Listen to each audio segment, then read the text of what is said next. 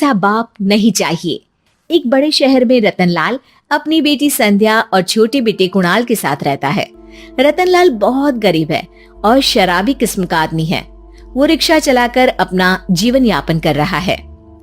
रतनलाल एक अधेड़ उम्र के आदमी योगेश्वर को कभी कभी अपनी रिक्शा से मार्केट या मंदिर छोड़ता है और कभी कभी बाजार से उसका सामान भी ले आता है। एक दिन रतनलाल योगेश्वर से कहता है, साहब, आपके पास गाड़ी है, फिर भी आप कभी कभी रिक्शा से क्यों जाते हो? इन शहर की गलियों को आराम से देखना मुझे बहुत पसंद है। ठीक है साहब, मैं चलता हूँ, कल फिर आऊंगा। अरे रतनलाल, रुको तो। मैंने सुना है कि तुम अपनी बेटी को कुछ पैसों के बदले किसी को दे रहे हो। अभी किसी को बेचे नहीं तो क्या करे साहब। एक छोटा बेटा है, उसको पढ़ाना भी है, उसकी देखभाल भी करनी है, और अगर मैं बेटी को घर में रखूंगा तो उसकी शादी कैसे करूंगा साहब? तुमको कितने पैसे मिल रहे हैं? अब 50,000 साहब। देखो, मैं तुमको पूरे 20 लाख रुपए देता हूँ। तुम अपनी बेटी संध्या को मुझे दे दो। हैं? 20 लाख? धन्यवाद साहब, धन्यवाद। मैं कल ही उसे आपके पास छोड़ जाऊंगा साहब।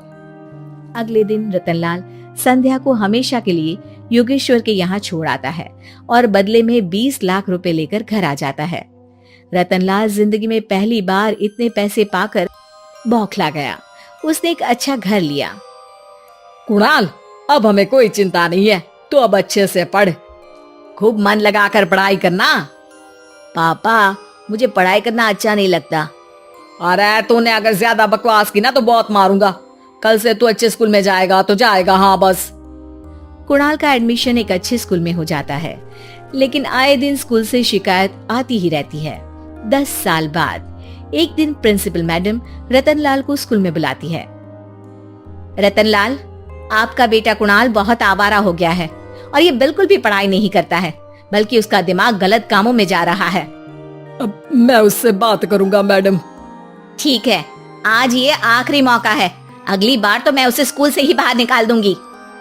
रतनलाल घर आ जाता है और कुणाल से कहता है, कुणाल बेटा, मैं तुम्हारे ऊपर इतना पैसा लगा रहा हूँ, फिर भी तुम स्कूल में सही से क्यों नहीं पढ़ते हो?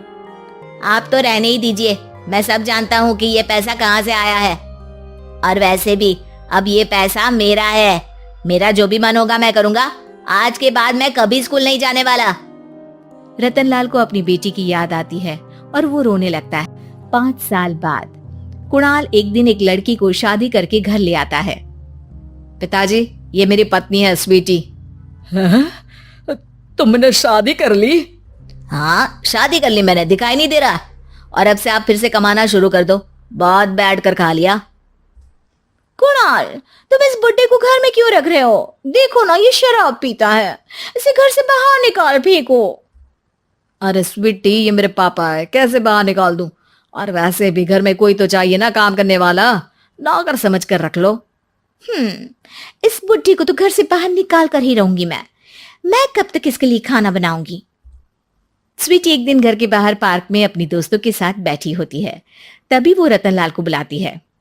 पिताजी, मेरे कमरे में मैं अपना फोन छोड़ आई हूँ, जरा लाकर तो देना। हाँ जरूर, अभी लेकर आता हूँ। रतनलाल फोन लेकर आ जाता है। कुछ समय बाद स्वीटी के फ्रेंड्स भी चले जाते हैं। स्वीटी अंदर आकर शोर मचाती है। चोर चोर! कहाँ है चोर? मुझे तो यहाँ कुछ नहीं दिख रहा। अरे ये अलमारी खुली पड़ी है, जरूर किसी चोर ने ही खोली होगी। अरे कौन आया था यहाँ? यहाँ तो पिताजी आए थे बस। अरे बहू, मैं चोर नहीं हूँ। मुझे तो आप पर अब बिल्कुल भी विश्वास नहीं है पिताजी, क्योंकि जब आप पैसे के लिए दीदी को बेच सकते हो तो आप चोरी भी तो कर ही सकते हो। अरे लेकिन वो सब तो मैंने तेरे भले के लिए किया था ना। मैं तो कहती हूँ कि हमें इनकी कमरे की तलाशी लेनी चाहिए। तुम बिल्कुल सही कह रही हो, चलो।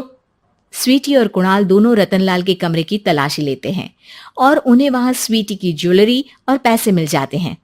मैं तो पहले ही जानता था कि चोर आप ही हो। निकल जाओ मेरे घर से और दोबारा अपनी शक्ल मत दिखाना।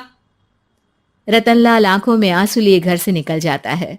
स्वीटी मन ही मन सोचती है, आज तो मेरी प्लानिंग सफल हो गई।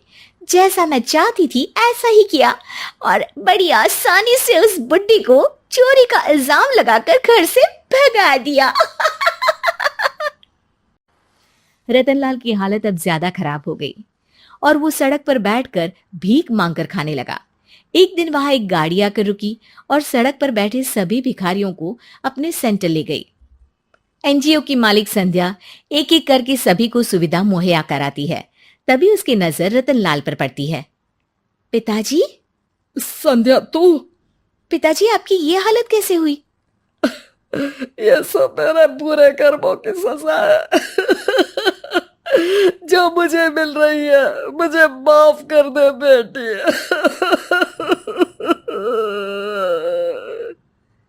पिताजी, मैं आप पर बिल्कुल भी गुस्सा नहीं हूं, क्योंकि आपने मुझे यहाँ भेजकर अच्छा ही किया।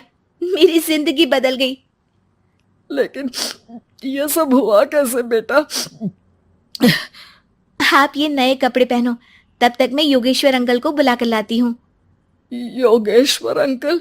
हाँ अंकल। योगेश्वर जी ने तुझसे शादी नहीं की थी? नहीं तो पापा, उन्होंने तो मुझे पढ़ा लिखा कर इस काबिल बनाया है कि मैं आज सबकी सेवा कर पा रही हूँ। रतनलाल पश्चाताप करके रोता रहता है। तभी योगेश्वर भी वहां आ जाता है। रतनलाल जी, आपकी ये हालत कैसे हुई? इतने सारे पैसों के बावजूद भी? क्योंकि मैंने बेटे और बेटी में भेदभाव किया था। लेकिन आपने ये कैसे किया? मुझे ये जानना है, बताइए। सालों पहले जब संध्या छोटी थी, तब मैंने एक बार एक आदमी से तुम्हें बात करते हुए सुना था, जो कुछ पैसों में संध्या को तुमसे खरीद कर शादी करना चाहता था। मैं उस समय एनजीओ में बच्चों के लिए ही काम कर रहा था और मैं किसी भी लड़की की जिंदगी खराब होते नहीं देख सकता था। इसलिए मैंने अपने जीवन की कमाई का एक बड़ा हिस्सा तुम्हें दे दिया था। सच में कितना गलत था मैं। मुझे माफ कर दो। अब आप दोनों मेरे साथ घर चलो और आज मैं अपना सच्चा प्रायश्चित करना चाहता हूँ। योगेश्वर और संध्या रतनलाल के साथ घर जाते हैं। स्वीटी दरवाजा खोलती है। चोर भिखारी, तो फिर से आ गया? चल भाग यहाँ से बुड्ढे।